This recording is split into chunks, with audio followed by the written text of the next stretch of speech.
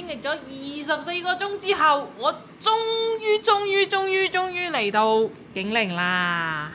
我原本諗住聽日早上趁人少嘅時候呢，再去石獅子嘅，因為我已經收拾好啦，所以而家有啲時間，我就先去睇睇石獅子嗰邊係點樣。呢度有間教堂啊，我好想入去睇下，唔知佢係幾點開呢？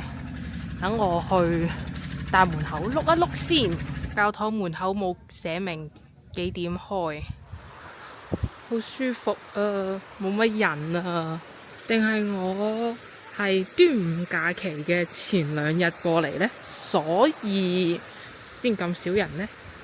呢度基本上都係村民為主，遊客都係比較少。至少我今日嚟係比較少㗎。而且呢度嘅味道我好中意啊，好好聞啊，就係嗰種鄉村嘅生活氣息，好正。呢個就係湖橋啦。哇！你睇下啲繡球花超靚，開得湖關橋啊！我見到石獅子啦。哇！可以過到嘅喎，睇下。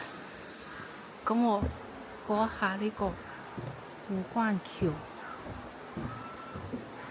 近睇呢個湖關橋真係，哇！滿滿嘅歷史感啊，好靚啊，真係好靚啊！我估計如果係晴天嘅話，會超級無敵靚，但係而家陰天都有陰天嘅靚。而家上去嗰個大祭玉魚睇睇先。哦，係寺廟嚟嘅喎。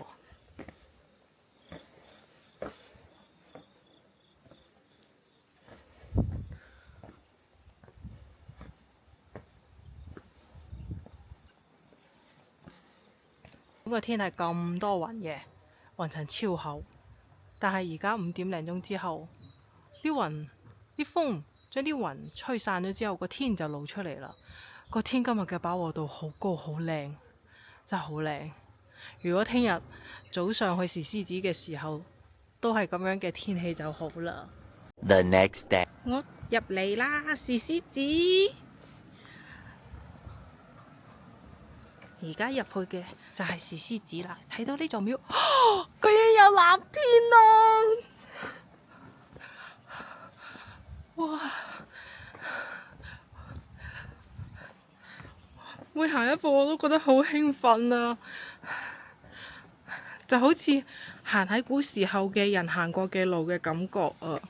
入門見到嘅呢個呢，係馬仙宮，係清朝嘅建築嚟㗎。而佢旁邊嘅呢個呢，先係石獅子嘅本體。佢係宋朝嘅建築。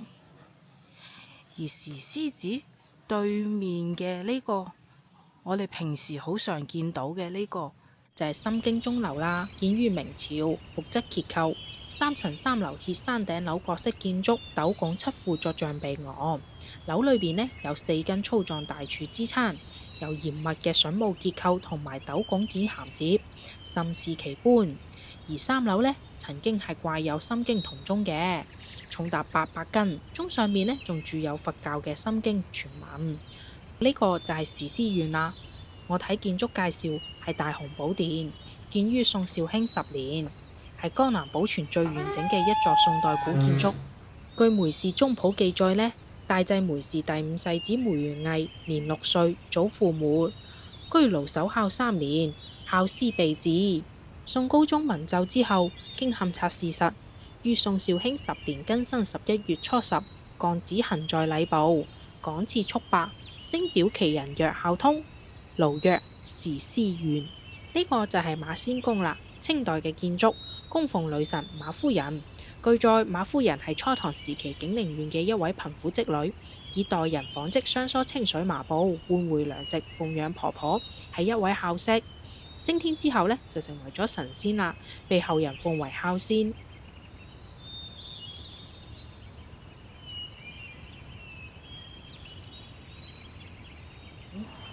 重新回到現實中嘅感覺。驚喜往往係突然之間出現喺眼前嘅。呢度可能就係雪花祭啦。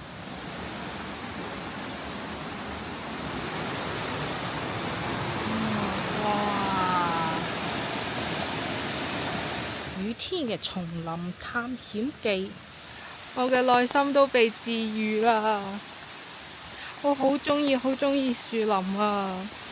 今日早上食飯嘅時候呢，同民宿嘅客人一齊傾偈啊嘛，咁呢就講到話雪花祭嘅瀑布唔係好大，就係啲水好細，但係我而家睇，我覺得好大啊！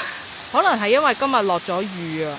我估計到時去屋久島嘅嗰個地方呢，應該同呢度一樣，都係天然氧吧。我太鍾意大濟村啦！雖然呢條村好細，但係呢，佢該有嘅嘢全部都有齊晒，而且歷史底蘊深厚，就會令我更加鍾意呢個地方。我好鍾意嗰啲呢有歷史底蘊嘅城市㗎，係我個人嘅啫。因為呢，無論歷史點樣改變，依然有人喺裏邊住。